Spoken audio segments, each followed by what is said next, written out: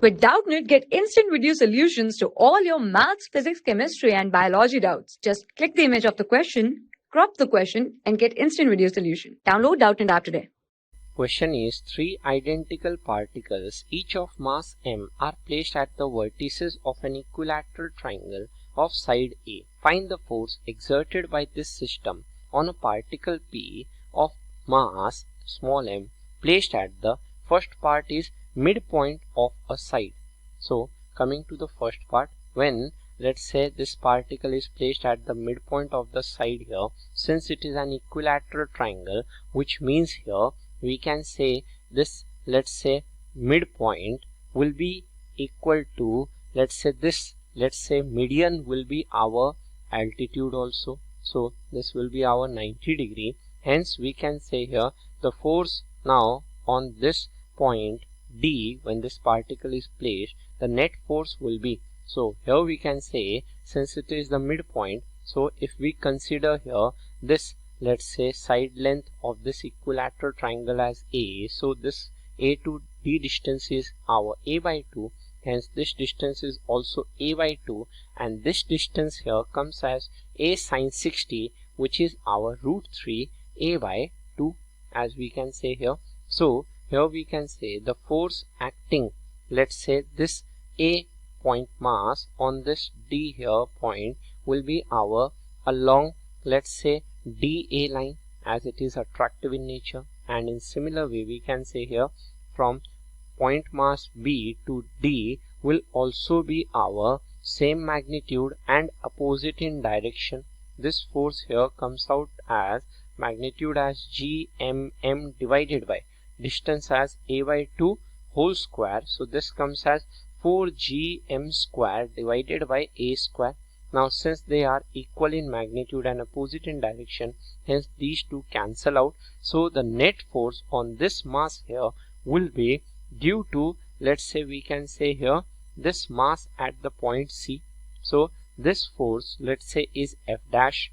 Hence this force F dash here can be said as equal to GMM divided by distance between C to D here is our root 3 A by 2 whole square. So this comes out to be our 4 upon 3 GM square divided by, we have here as A square. Hence we can say here the net force on point D due to all the masses present at the corners will be equal to our, we can say as 4 upon 3 GM square divided by, we have here as A square, and its direction will be along DC direction. So along, we can say here direction is Y direction, or we can say here along DC. Hence this is our first part when the mass has been placed on the midpoint of the side. Now coming to the second part, the center of the triangle. So we can say here when the mass has been placed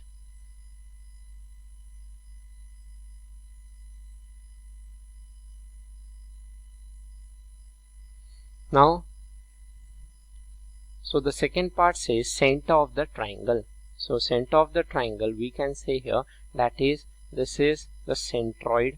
At this centroid, when the mass has been placed, so in this case we can say here the distance between the, let's say, corner to the centroid, as we know here, is divided in the ratio of 2:1. So this here distance from C to O will be 2/3 of this altitude, which here is our root 3 A upon 2.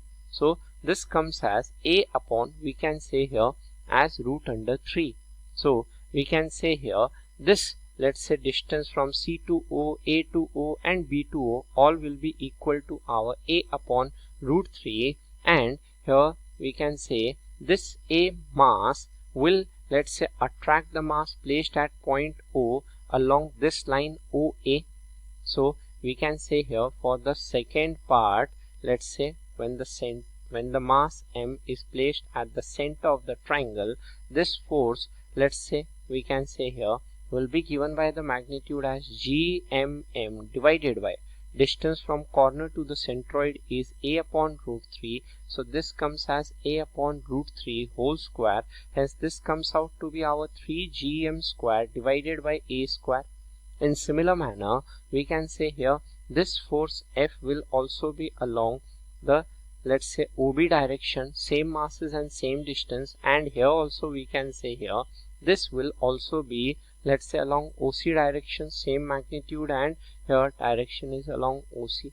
So these are the three forces, and as we can see, since it is an equilateral triangle, so the central angle here will be divided into three equal parts, 120 degree, 120 degree and 120 degree, which implies here this angle will be our 60 and this angle will be also our 60 degree. So resolving these, let's say, components, we can see here along the y direction we have here as, let's say, this component as f cos 60, this component as f cos 60. So along the y direction these two components add up to 2f cos 60, which comes as cos 60 as 1 by 2, so f.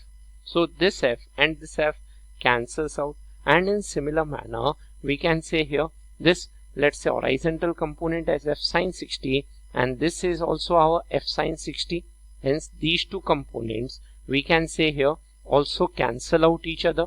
So we can say here all the forces at this center of the triangle cancels out each other. So the net force on the center of the triangle will be equal to 0. As we can see here, all the masses are symmetrical. Hence we can say at the center of the triangle, by symmetry, the net force will be equal to 0, which is our answer. For class 6 to 12, IIT JEE and NEET level. Trusted by more than 5 crore students. Download Doubtnut app today.